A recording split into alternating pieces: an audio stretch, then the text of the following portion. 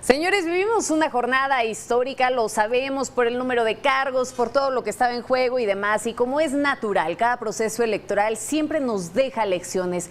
¿Cuáles son esas lecciones, sobre todo cuando ya comienza a andar este sistema de conteo preliminar? Ya prácticamente está llegando al final, mejor dicho, y ya están puestos sobre la mesa los primeros resultados. ¿Qué me dicen de eso? ¿Qué hay que aprender de esta jornada? Les dejo la pregunta puesta sobre la mesa y los veo mañana. Gracias, Magda, gracias. Bueno, a ver, hay varias lecciones, aunque todavía yo no daría por concluido este proceso electoral, Víctor. Me parece que todavía viene ese proceso, pues básicamente el postelectoral, y que no sabemos de alguna forma cuál será el alcance. Y sobre todo porque, bueno, hubo manotas.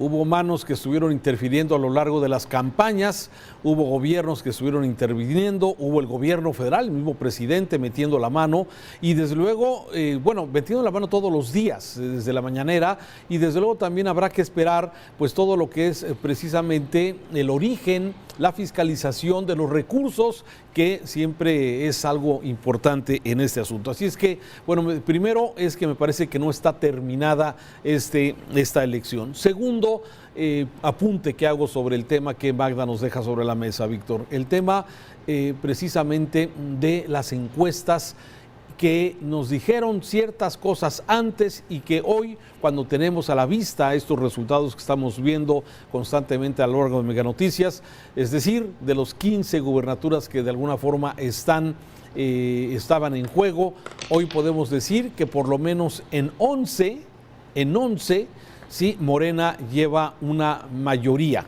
Es parte de la segunda, el segundo aprendizaje. Tercero, desde mi punto de vista, Víctor, es el tema del Congreso. Me parece que entre el número de diputados que, de acuerdo al reporte, al conteo rápido que da a conocer Lorenzo Córdoba ayer a las 11 de la noche, que es el que actualmente tenemos, bueno, de alguna forma Morena y sus aliados no alcanzan la mayoría calificada. ¿Qué significa esto? Que no podrán modificar la Constitución del Estado, y esto de alguna forma garantiza ciertas cosas. Así es que estaremos, me parece, unos primeros apuntes al respecto, Víctor. Sí, lecturas correctas, Raúl. Es política finalmente, y los efectos de la elección del día de ayer todavía los estaremos resintiendo a lo largo de los próximos tiempos que están por venir. En política todo se construye y se deconstruye en cualquier momento, y más cuando se trata de un proceso como este que vivimos y que nos ha dado mensajes interesantes. Yo me quedo con varias lecturas. Una, es cierto, Morena llegó para quedarse y crecer de una manera impresionante. 10 estados no es poca cosa, Raúl. Prácticamente es un triunfo contundente si lo quieres ver desde esa perspectiva. Es cierto, no se ganó la totalidad del Congreso, pero bueno, ahí están todavía las negociaciones y la posibilidad de los partidos que puedan sumarse a Morena más adelante. Y las encuestas, pues ya sabemos la historia de las encuestas. Las últimas semanas, no sé si a ti te pasó en tu localidad, a mí me pasó aquí, fuimos bombardeados de manera inmisericordia por N número de encuestas.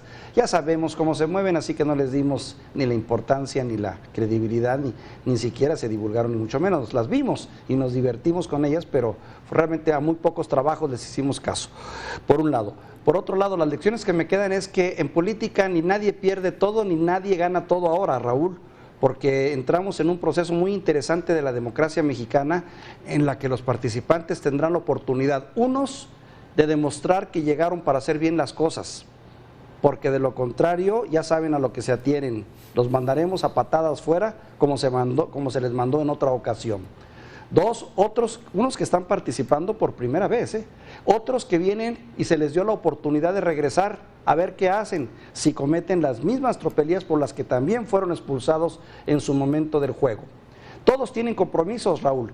La política llega con ventura, pero también llega con muchos compromisos y obligaciones, en las cuales estamos ahora más que nunca obligados a vigilar y a tenerlos muy en cortito para saber y que hagan lo que nosotros queremos y necesitamos que se haga, y no lo que sus camarillas, ni sus líderes, ni sus negocios quieren que se haga. Esa es mi lectura, Raúl. Pones el punto sobre las sillas, me parece esto fundamental, ¿sí? ¿Cuándo podremos superar esto? Que se vean los partidos políticos y los candidatos más allá del interés propio de sus partidos o de ellos mismos y que se vea por el bien de la comunidad. Es un asunto del cual todavía no logramos esto, y aunque presumimos que tenemos una democracia frágil, pero que tenemos una democracia que avanza, donde vemos un INE que hizo un gran esfuerzo a través de los vecinos, a través de los ciudadanos, para organizar esta jornada electoral y sacarla avante a pesar de estos pequeños incidentes, algunos graves que se presentaron en la República Mexicana. Me parece que, bueno, esa es una de las grandes ventajas que todavía tenemos con este instituto electoral. Y ahora, si me permites, déjame pasar algo a los resultados, porque me parece que es parte fundamental. Estábamos viendo el mapa de la República Mexicana de acuerdo a los colores y la conformación de los partidos que hasta el momento, de acuerdo al PREP, van ganando. Por ejemplo, podemos ver que las Baja Californias, tanto la Baja California y Baja California Sur, bueno, que se aseguraba en las encuestas, tú recordarás que Baja California Sur estaría pintada de azul, sin embargo la vemos, bueno, hasta hoy pintada precisamente de morada. Luego Sonora, sí, que se hablaba supuestamente en las encuestas, Víctor, de una cerrazón, o más que una cerrazón, es de una competencia cerrada ahí en Sonora, y sin embargo la ventaja que tiene el candidato de Morena fue amplia sobre el segundo lugar, sobre Gándara. El caso de Sinaloa, el caso de Nayarit, el caso de Colima, el caso de Michoacán, desde luego todos estos, cada uno de ellos, y desde luego el estado de Guerrero, que nos van presentando estos escenarios donde vemos Morena cómo se consolidó como hasta el momento como el primer lugar. Y los estados que de alguna forma siguen manteniendo,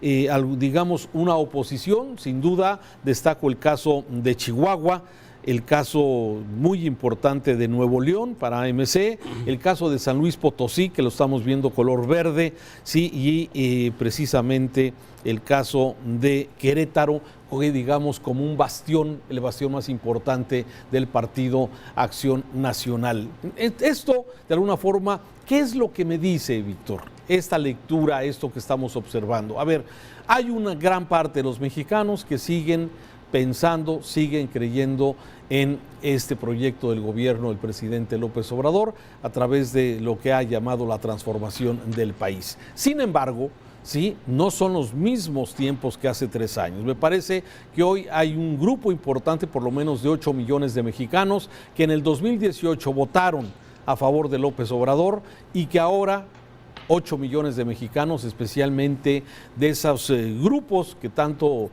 se critican, esas clases medias que han sido sumamente afectadas, sí, que dieron su voto en el 2018 al presidente, a López Obrador, hoy ya no se lo dieron, rectificaron su voto y dicen vamos a dar contrapesos. Y es lo que se ve en el Congreso, y es lo que estamos observando en la figura de lo que se elige, de acuerdo al reporte que da del conteo rápido Lorenzo Córdoba, donde tenemos un Congreso que, si Morena sigue teniendo una mayoría, pero no alcanza a tener esa mayoría calificada que le permitiría modificar la Constitución. Y con esto quedan a salvo algunas instituciones como el mismo INE, que estaba ya advertido, estaba señalado de que, bien se ha dicho, necesita modificarse, necesita modernizarse, actualizarse, hacerse un órgano menos obeso, pero sin duda sigue siendo hoy, como vemos, una institución de gran ayuda a la democracia de este país.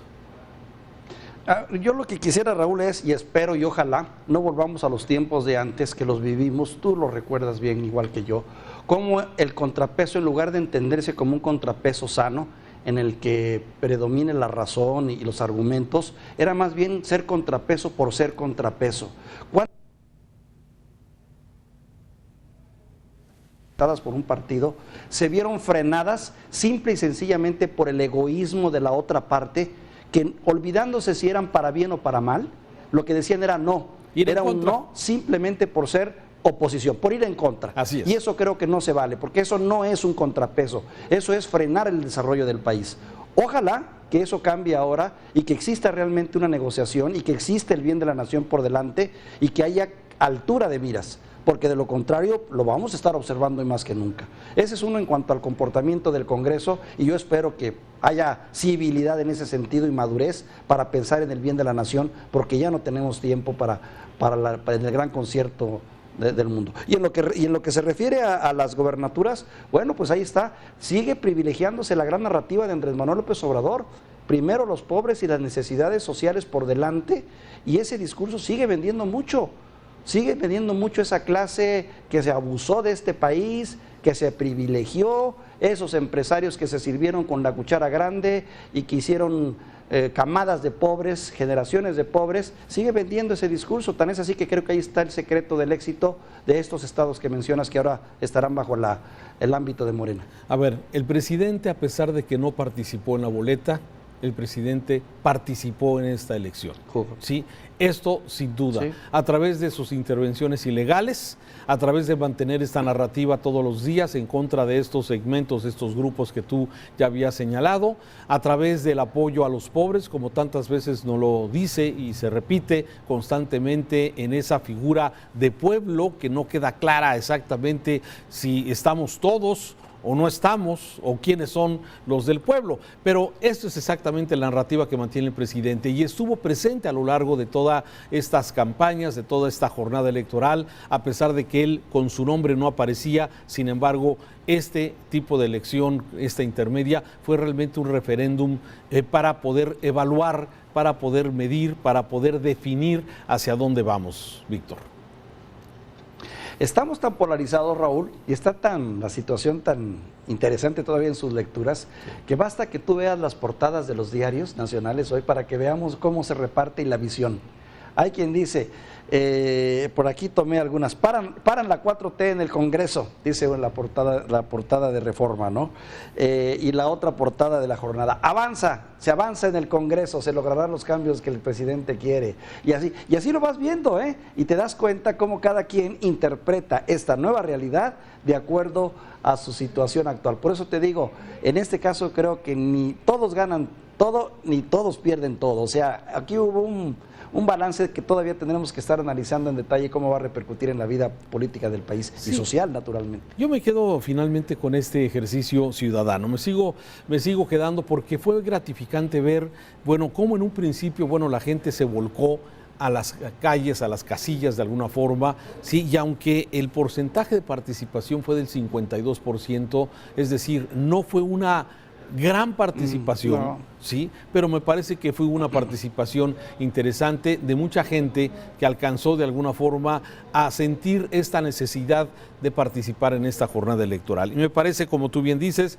vendrán los análisis, habrá que esperar los temas postelectorales, y habrá que ver desde luego cuál va a ser la nueva narrativa del presidente, ¿sí?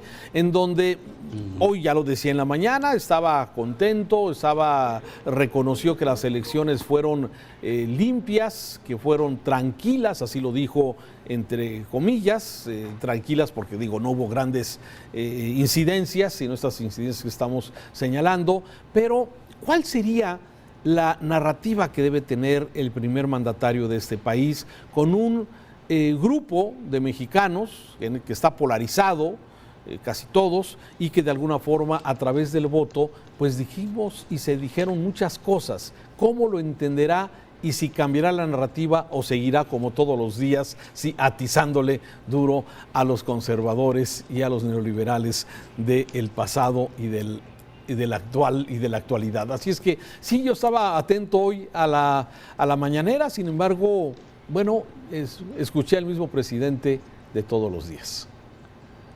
Vamos a ver, Raúl, vamos a ver, porque es cierto, hay dos caminos. El presidente, yo creo que tiene la sabiduría y la inteligencia para entender los tiempos y entender también el mensaje del electorado, y tiene dos opciones. Uno, seguir manteniendo ese discurso beligerante, confrontativo y de voy por todo y con todo, o de entender que en este país se necesitan de las negociaciones y de los acuerdos para poder avanzar más rápido, sobre todo porque el tiempo se acaba, el tiempo se le agota, estamos entrando ya en la parte final, digo no en la parte final, pero prácticamente estamos entrando en uno de los últimos tramos ya de su periodo, y además ya se empieza a hablar del próximo proceso electoral. Desde luego, a partir de hoy, Víctor, se abre la carrera rumbo al 2024, sin duda. ¿Sí? A partir de hoy empezaremos a ver esto y me parece que quedan como, digamos, estampas de lo que ha pasado en las últimas horas. El caso de la Ciudad de México, de las 16 alcaldías que tiene la Ciudad de México, que es uno de los bastiones importantes de Morena, hoy tenemos que no les fue tan bien. Me parece que es una de las grandes derrotas que tiene Morena, que es en la capital del país, al perder por lo menos 6 de las alcaldías que actualmente manejaban, de acuerdo a los datos preliminares que se siguen manejando. Eso me parece que es un reto. Y a partir de ahora veremos precisamente a estos actores. Veremos a un Marcelo Ebrard, veremos la competencia con Claudia Sheinbaum, veremos también el papel de Alfaro, este gobernador de Jalisco, que en un principio de repente como que da 2, 3 pasos hacia adelante y luego como que recula y da 2 pasos para atrás, pero que desde luego está en el escenario nacional este gobernador. Veremos qué pasa también, bueno, con el PRI, qué pasa con el PAN, en fin, tenemos, como bien dices, mucho que analizar aquí en Mega Noticias y le estaremos dando esta información. Gracias, Víctor. Lo mejor está por delante, mi querido Raúl, y lo vamos a poder ver y analizar. Te mando un saludo afectuoso. Gracias, Víctor Hugo Hernández.